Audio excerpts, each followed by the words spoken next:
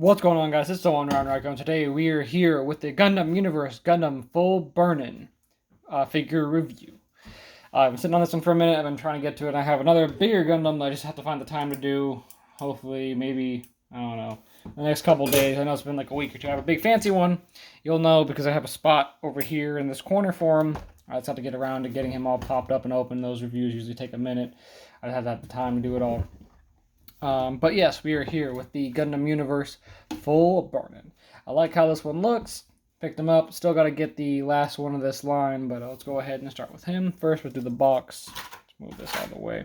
I'll set him down for a second. Of course, got the stylized art up front, which I really like. It looks really cool. I like the, I always like the style they do in the front of these boxes. And then, typical product shot.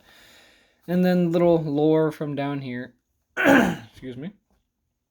From Mobile Suit Gundam 0083 Stardust Memory. Rebuilt from the remains of the heavily damaged GP01, it was customized for use in space. The core fighter 2 that forms the central control block of the mobile suit was augmented with a booster pod, while the leg and chest units were outfitted with added thrusters to enhance maneuverability in space. When GP02 attacked Space Fortress Confito, the GP01Fb faced off against it. Pretty cool. And then, of course, you see it's the wave mates, Leo and 00 Razor in the bottom corner there.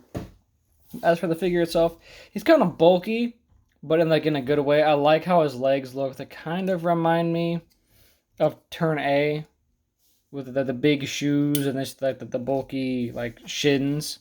But I'm okay with it. I like it. I think the shoulder pads do kind of get in the way when you're kind of moving it around, and there's not much relief from that, but it's okay. And then the backpack comes off in the box, and then these you have to slot in, but these actually move pretty well. They swivel, and then they move on this hinge here, so they actually get out of the way pretty well, and you can actually get some fun poses with them. Just be careful, as you can see, I'm kind of already pulling it out of its little hole there, but again, it looks overall pretty nice. Oh, he dropped his gun. The paint and stuff is good for what it is. Most of it is just colored plastic with just the little hints of paint. Because, it's a cheap figure. You're not expecting super crazy. Of course, the back is usually naked. I think these should have some sort of paint on them. At least. Or not. I think they're actually just straight white in the show, too. Maybe I'm tripping. But you could always panel line these pretty easily if you get the Gundam markers if you really wanted to. His articulation's pretty nice. It's got the typical Gundam Universe. He can hit the crab. He can hit the crab walk pretty well, and actually stand pretty well while doing it. His skirt moves pretty decently out of the way. You can't kick too far forward or too far, but you can get decent back. That's just how the legs are.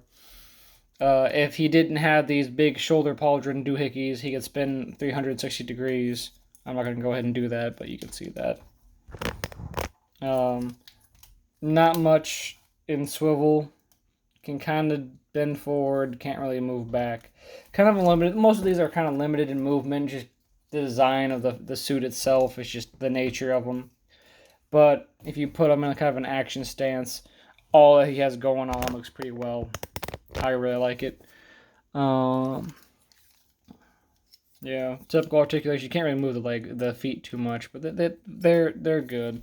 And since it's more of a spacefaring Gundam anyway, you could probably slap him on a stand and just have him in a flight pose and get away with it, because he's not going to be moving super crazy, but a typical flight pose would make sense for something like this. The only real issue I have with this design, because it's just so goofy, is just the antenna up top. It just throws me off. You got the typical the Gundam V on his head, and then he's got this little dongle just sticking up, and it looks goofy. But otherwise, I like how it looks. It's pretty solid. It's definitely the standard for what you get for this line, and that's not a bad thing. For accessories, he comes with his gun, typical. Comes with on him in the box. He's got the two closed fist hands. And then you get the trigger hands for each left and right. You have... Come here. His beam saber is this new softer, lighter pink color. Almost like Pepto-Bismol pink. I'm gonna call it Pepto Pink from now.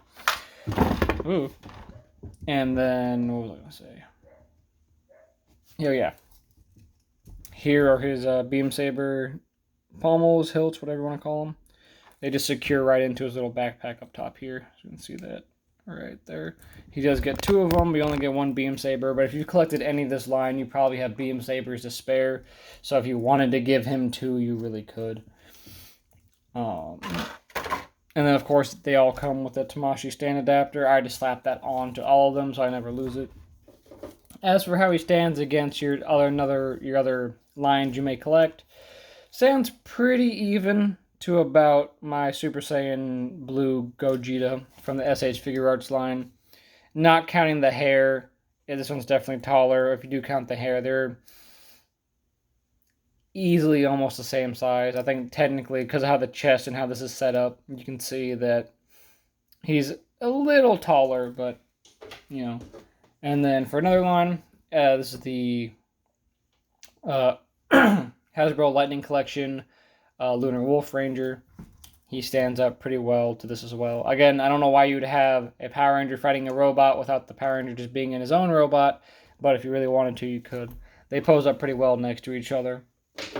And then for these, I'm going to be real careful for slapping him back here with the Metal Robot Spirits line. These are usually bigger, but the wing and the epi on these kind of ones, they'll have more detail to them. They'll have more accessories, even if they are maybe an inch or so shorter. No big deal, but I do think it can, if you wanted to mix and match these together, like for some reason, they would look close enough in scale they wouldn't really stick out too bad. But as for just a typical Gundam Universe line figure, I think it's solid. I like it. I like the design. My issue with the Gundam Universe line is I like almost all the designs of all the robots. They all have something unique and cool about them, which is why I love this line, because I can learn about Gundams I'm not familiar with and learn about series I'm not familiar with through their toy. I'm like, hey, it's $25. I can play with it. It's cool. If I don't like it, oh well. But so far, I haven't really had a figure from this line I genuinely dislike. This line has actually made me love some I'd never think of. Like, again, going back to Easy 8, I would have never thought twice about this figure or that suit at all until I had it in hand and I played with it for a while. I'm like, you know what? I actually like how this looks. Same thing with him. I don't think I've seen this series, but this one kind of makes me want to watch it because I want to know the real story behind him, why he looks so cool.